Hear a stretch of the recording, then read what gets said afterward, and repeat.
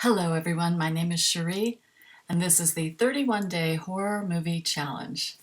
Today's challenge is number 22, a Stephen King adaptation. I chose The Shining from 1980. A family heads to an isolated hotel for the winter, where a sinister presence influences the father into violence, while his psychic son sees horrific forebodings from both past and future. The Shining was based on a novel of the same name by Stephen King. It was written by Stanley Kubrick and Diane Johnson.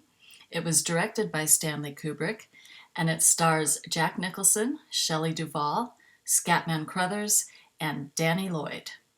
What works in the movie?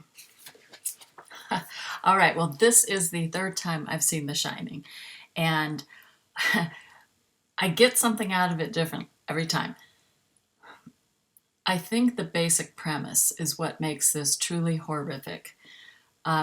You have the people you're supposed to trust the most, the people that you rely on, and those people can potentially kill you. That's your family.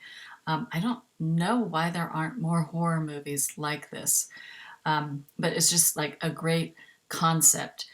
I loved the location, the camera work. There were zooms, there were dollies, which I think was one of the original like following dollies, when you're going behind the kid on the tricycle.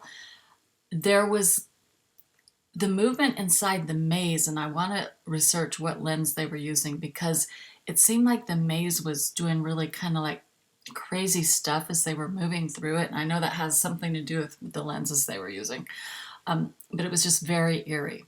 And the sound design was really good. So, yeah, I mean, I'm sure there's more that I'm missing, but all that was wonderful. What doesn't work in the movie? Okay, let me start off by saying that this is a 2 hour and 40-minute movie. After about the first hour, I realized this is full screen. And I was really disappointed because I've done this before where I purchased a DVD and it's like not widescreen, it's full screen. And so I bought this double pack that you can see behind me right there. And I'm like, man, is this like full screen? What's going on? So I read the back and it said, presented in the full aspect ratio of the original camera negative, as Stanley Kubrick intended. So I guess this was how he wanted it initially. I can't really recall if the past two times I've watched it, if it was in the full screen or widescreen, but I just, I always assume that movies are widescreen. Okay, so this actually, I liked it once I figured out, oh yeah, this is what I'm supposed to be watching. I did like it because it was boxier and it made you feel more claustrophobic. You felt boxed in. So that was good, but it still it kicked me out of the movie because I wasn't expecting it. So as for stuff that didn't work for me this time, yes, I liked the sound design. However, this time I noticed that the music seemed to be really overpowering. I love the composer, Wendy Carlos, made Switched on Bach, which I grew up listening to, and she's just a great musician. The soundtrack's great, the songs are great, but I just felt like almost an overuse, and it was so dramatic. It was telling you this is something creepy and you need to pay attention to this right now. And back in the old days, like there was this old black and white movie, I think it was called The Haunting, that didn't scare me at all because of the overbearing music. And I think that's just how old Hollywood was. So The Shining's like a 43-year-old movie. I think today's soundtracks use much subtler sound design. I don't think they go fully bombastic on the music.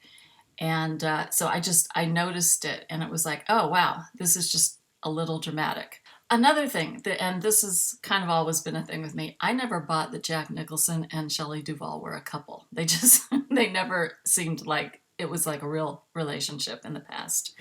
There was this weird error, and I'll have to go online to look this up, where after Jack Nicholson's character had hurt his son in the past, he vowed he would never drink again. And so a couple of times you hear that, oh, he's been sober for 5 months before he takes this new job. So he's been sober for 5 months, but then when he's talking to the bartender, he says, yeah, well, that was an accident with my son. It was 3 years ago. And so it's like, well, was it 3 years ago or 5 months ago? Or am I just not understanding something? So that was a little weird. And then one other thing. So they were going through the bathroom in the room 237, and you see a toilet and another unit, which is probably a bidet because it didn't have a lid. And I'm thinking, American hotels, as far as I know, do not have bidets, especially like old hotels like that. That's really a European thing. So I looked it up, and yes, this was all shot in studios. The exteriors were shot in America, but everything was done in the studios in England. Have you read the book it was based on? Yes, I read The Shining. It scared me to death. And this was a few decades ago, and the movie scared me to death the first time I saw it a few decades ago. And that's, I think, when I stopped watching horror. I went for a couple of decades without watching horror movies. So it's kind of funny I'm getting back into it because I'm writing my own supernatural horror film. But yeah, it was a very scary book. What is this film trying to say? It's trying to say that the murders at the Overlook Hotel represent the historical genocide of the Native Americans, and that the moon landing was a hoax. Kidding.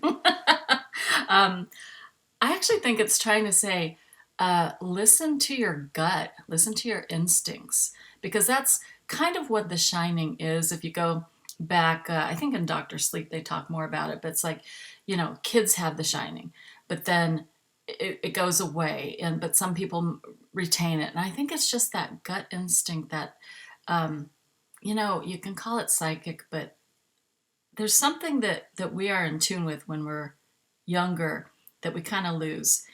And but I feel like people, when they kind of feel something's a little off or a little wrong, that they still are in touch with that part of them. And I think that's what the movie was trying to say. Why do you think it's hard to adapt a book into film?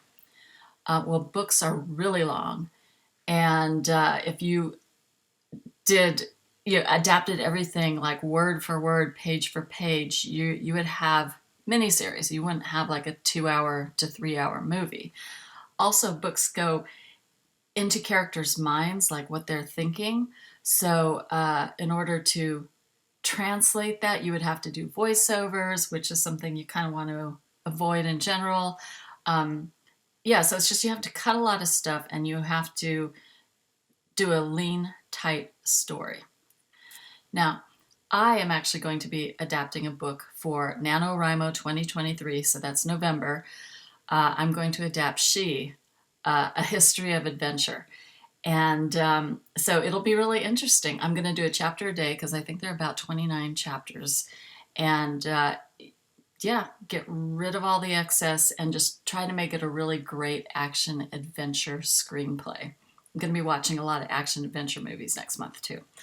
So anyway, that's it for The Shining. And if you haven't seen it, it's a classic. It's a horror classic. You really should watch it. Thank you for joining me for this video, and I will see you in the next one.